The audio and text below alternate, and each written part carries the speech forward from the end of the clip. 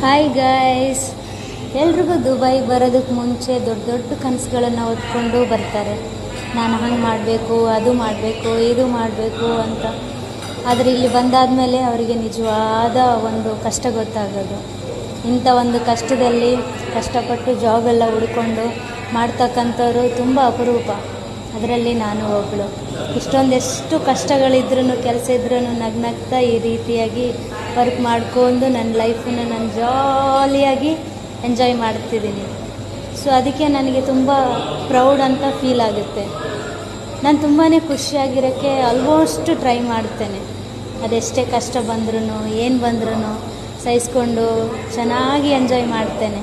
So ಅದೇ ರೀತಿ ನೀವು ದುಬೈ ಏನಾದರೂ ಬರೋ ಪ್ಲ್ಯಾನ್ ಮಾಡಿದ್ರೆ ಬನ್ನಿ, ಎಲ್ಲರೂ ಒಟ್ಟಿಗೆ ಕಷ್ಟಪಡೋಣ. Thank you.